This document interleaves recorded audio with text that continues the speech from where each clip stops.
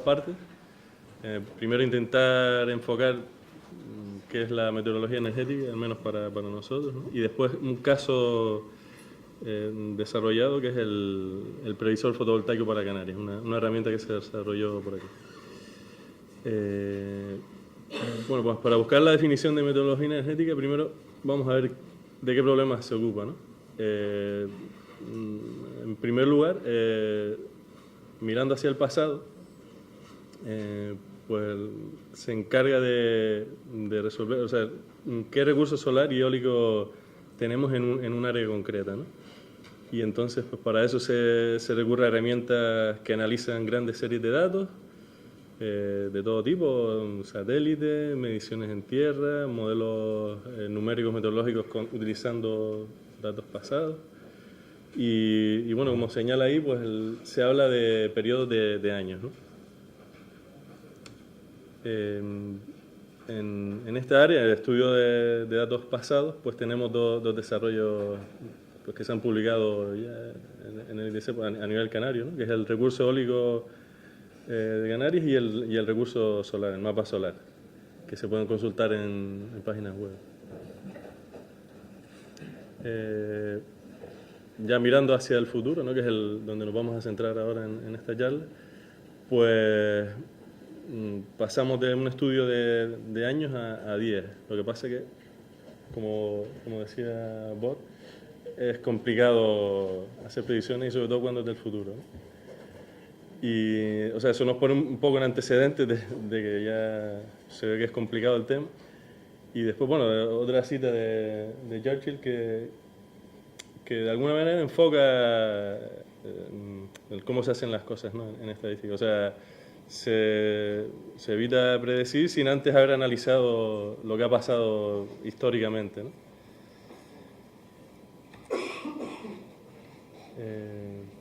Y bueno, el motivo de predecir, ¿no? Pues se predice para facilitar las tareas de operación y también para el tema de mercado, los precios de la energía. Los generadores tienen que, o sea, las empresas que generan energía tienen que ir a la operadora a red eléctrica con una previsión de antemano, ¿no? Entonces, cuanto más aciertan, pues menos penalizaciones tienen, ¿no? Dentro del proyecto 3, pues hemos centrado el enfoque en la parte meteorológica, ¿no? Aunque ayudado por otro proyecto, pues se completó el puzzle con la parte energética en temas fotovoltaicos. Entonces, bueno, visto un poquito así el ámbito, pues me aventuré a una definición de lo que es la meteorología energética. Busqué por ahí, no vi nada. Entonces, basándome un poquito en la experiencia, pues esto es más o menos... Entonces sería una disciplina, porque es un conjunto de técnicas, ocupada de estimar la energía extraíble de la atmósfera, ¿no? Y como es de la atmósfera, pues en principio se reduce a eólica y solar, no sé si hay otras tecnologías. Bueno, las dos etapas en meteorología energética, así a nivel alto, son la parte de predicción de la atmósfera y luego modelos de conversión de energía. O sea, una vez sabemos o tenemos una estimación de lo que va a pasar, pues aplicamos un modelo que lo transforma en potencia, que es lo que interesa al final. Ahora vamos a hacer un pequeño barrido por las distintas técnicas que se utilizan en predicción meteorológica, ¿no? Y después en la parte energética. En primer lugar, y la que más así está de cara al público, es los modelos físicos, que son los que usamos, por ejemplo, en los telediarios, en las alertas y demás, ¿no? Entonces, en nuestro caso, que es predicción meteorológica para energía, los modelos que hay por ahí no nos valen porque básicamente tienen una resolución de, por ejemplo, 50 por 50 kilómetros, ¿no? Y, por ejemplo, esta isla es un poco más grande, o sea, tendríamos solo información de un punto. Y todos sabemos que en Canarias la variedad de climas es bastante grande, ¿no? De un kilómetro a otro te cambia el clima, ¿no? Por ejemplo, los barrancos, la sombra y el sol. Entonces, tuvimos que recurrir a modelos locales, ¿no? que se basan en una entrada, un modelo global, que es lo que se ve en la figura de la izquierda. Nosotros utilizamos un modelo americano porque es el que hemos encontrado que es gratuito, ¿no? El modelo europeo es mejor, pero no hemos conseguido los contactos para utilizar sus datos, ¿no? Y después esos datos los utilizamos para alimentar un modelo que se llama de mesoscala, que básicamente lo que hace es una interpolación, pero respetando las leyes físicas, ¿no? O sea, el término se llama downscaling, ¿no? Es como escalar hacia abajo, ¿no? Y bueno, en el caso de este proyecto pues nos quedamos con 3 por 3 kilómetros, aunque actualmente se pueden conseguir pues 500 por 500 metros, ¿no? Lo que pasa es que, claro, hace falta gran capacidad de computación para eso. Un segundo tipo de métodos, los modelos estadísticos, ¿no? Que básicamente lo que hacen es coger datos históricos, ¿no? Aquí puse pues, viento y radiación, ¿no? Aquí es un piranómetro. Se basan a través de un modelo de predicción. Hay extensa bibliografía al respecto, un montón de técnicas. Y se obtienen estimaciones de lo que va a pasar en un futuro también cercano, ¿no? Comparando uno con otro, pues así a nivel, o sea, puramente utilizando uno y puramente utilizando otro, pues los modelos estadísticos suelen ser mejores hasta 6 horas por ahí. Después ya los otros empiezan a ser mejores en cuanto al error que se obtiene, ¿no? Un tercer tipo de técnica que se empleó en el proyecto es la imagen satélite. En este caso lo que se abordó fue estimar la radiación. Ahí se ve una captura del software que se desarrolló. Se estima la radiación a partir de saber la máscara de nubes y después, mediante técnicas de flujo óptico, se interpola hacia el futuro y bueno, media hora o algo así se puede predecir, ¿no? Porque es un modelo, el que hicimos es un modelo sencillo, no tiene en cuenta la dinámica de las nubes, ni que no es una cosa bidimensional, sino que es algo bastante más complicado. Esas son las técnicas básicas, ¿no? Y después tenemos pues ya híbridos, ¿no? Mezclas entre técnicas. Entonces las más usuales actualmente son pues utilizar un modelo físico al que después un modelo estadístico corrige basándose en experiencia, ¿no? Y esto se denominan MOS, Model Output Statistics, que es como estadística a partir de la salida del modelo. Es un primer tipo de método que nos encontramos y después tenemos un método que tiene bastante éxito, que es el de los ensembles o conjuntos de predicciones, ¿no? que se basan en, como la atmósfera pues se conocen sus leyes, pero son muy caóticas, es decir, que una variación pequeña produce grandes diferencias pasados varios días, ¿no? Pues lo que se hace es ejecutar varias veces el mismo modelo o modelos distintos, modelos físicos, y pues mediante básicamente Monte Carlo, que es aproximación a una distribución, pues se obtiene los valores esperados y las variaciones esperadas, ¿no? Por ejemplo, eso nos encontramos con tema de huracanes, ¿no? Que ponen la trayectoria esperada y bueno, por dónde se pueden mover. Pues algo así es lo que se hace.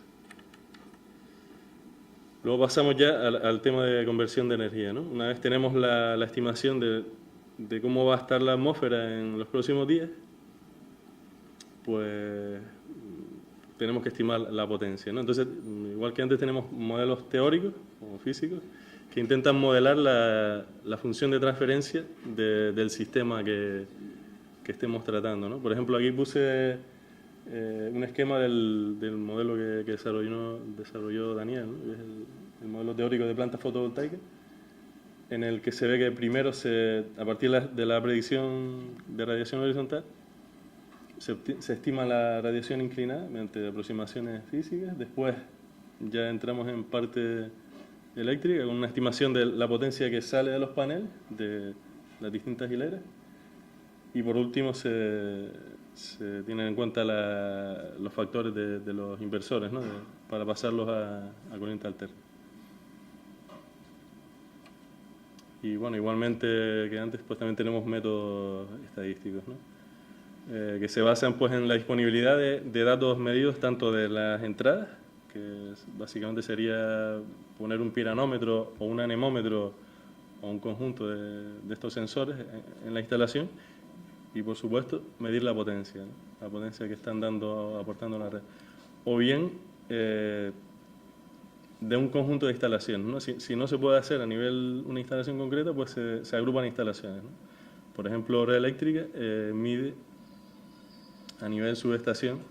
Entonces, bueno, si no se tiene el nivel desagregado, pues hay técnicas para estimar a partir de las acumuladas.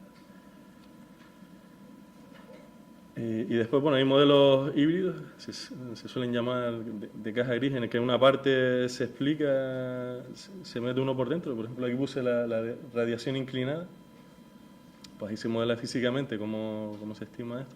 Y después se recurre a un modelo estadístico de la planta, ¿no? Si se dispone de información. Y nada, pasamos ya a lo que es la herramienta que se desarrolló, ¿no? En la que pues lo que se hizo fue aplicar algunas de las técnicas que hemos visto hasta ahora, ¿no? Integrarlas todas en una herramienta, ¿no? Algunas quedaron como prototipo, por ejemplo el tema satélite no se ha integrado aquí, pero otras sí que pudimos meterlas todas ahí en un mismo software. Entonces, bueno, el objetivo era predecir la energía fotovoltaica que se producirá en Canarias en un horizonte de 48 horas. Y bueno, pues ahí se puede más o menos el reto, ¿no? Que al principio nos parecía un reto, pero bueno, no es tan complicado, y es básicamente predecir antes de que pase lo que se quiere predecir, ¿no? Al principio tardábamos días en predecir, y ahora, bueno, pues se fue ajustando el modelo y ya conseguíamos terminar a mitad del día, más o menos. Eso, vale. Entonces, bueno, en el previsor fotovoltaico, pues de las técnicas que vimos antes, pues se pusieron en práctica la predicción meteorológica local, el modelo teórico de planta, se desarrolló también un pequeño corrector de predicciones, lo que pasa que al final no estaba en la herramienta final, pero estaba en la ingeniería, se integró también, ¿no? Y por supuesto hubo una etapa de ingeniería en la que hubo que acordar formatos, de cómo, porque esta era una herramienta de Red Eléctrica en colaboración con Red Eléctrica. Entonces había que acordar los formatos de transferencia, qué datos compartíamos. Entonces, bueno, todo eso pues requería ingeniería de software. Y aquí un esquema de cómo era el proceso de la predicción fotovoltaica, ¿no? Así de alto nivel, ¿no? Partimos de la predicción global, que es, pues, ¿no? Está disponible hasta 15 días de antelación. Nosotros cogíamos solo los 5 días siguientes, ¿no? Por tema de cómputo. Entonces obteníamos una predicción meteorológica de 3×3 kilómetros. La predicción meteorológica nos da una malla regular, y de ahí teníamos que extraer la predicción en los puntos donde se encuentran las plantas fotovoltaicas de Canarias, ¿no? Mediante un método, bueno, coger el vecino más cercano o una interpolación, eso se probaron algunos métodos. Una vez se tenían esos datos básicamente de radiación y también de velocidad del viento y temperatura, pues se traspasaban a otro nodo, a otro ordenador, en el que ya se ejecutaba el modelo teórico de las plantas fotovoltaicas, ¿no? O sea, tenía un promedio horario y luego se acumulaba a los niveles jerárquicamente superiores de la red eléctrica, ¿no? Que son las subestaciones y los sistemas insulares de Canarias, ¿no? Luego también para validar había un segundo proceso que también es importante, o sea, no es tan central como el primero, pero que es el tema de medición, ¿no? Entonces, pues se desarrolló un sistema para integrar múltiples bases de datos ahora, por ejemplo, en ITC hay una red de sensores de piranómetros que funciona online, y también tenemos algún medidor de viento online, ¿no? Entonces se aprovechaban los que hubieran, ¿no? Se desarrolló un sistema dinámico, de manera que si aparece una fuente en el futuro se integra fácilmente. Y bueno, estos datos se utilizan para seguimiento de las predicciones y para validación, ¿no? Actualmente, aunque lo ideal sería utilizarlos también para reentrenar los modelos, caso de que hubiera modelos estadísticos. Aquí un detalle de cómo se hace la acumulación de producciones, ¿no? Básicamente es una suma de lo que se ha estimado que va a producir cada planta fotovoltaica, que sube a dos niveles, ¿no? A nivel subestación, se detalla a nivel subestación porque es lo que interesa a Red Eléctrica, y después también al sistema insular para supervisión, así, en general, ¿no? En este tema pues nos encontrábamos que no se conocen todas las plantas fotovoltaicas, ¿no? Porque los propietarios no dan los datos a industria o por cualquier motivo, ¿no? Entonces, para esto había dos soluciones. Una, utilizar una planta genérica, se supone una tecnología tipo, que van a estar orientados al sur, con inclinación óptima para la zona donde están. Y entonces, bueno, se hace una estimación sobre eso. Y después la segunda solución era, pues si ni así se sabía, o sea, se suponía que era una planta de otro tipo, pues lo que se hace es una extrapolación sencilla, suponiendo que el resto de plantas va a funcionar como las que conocemos y que van a producir lo mismo, ¿no?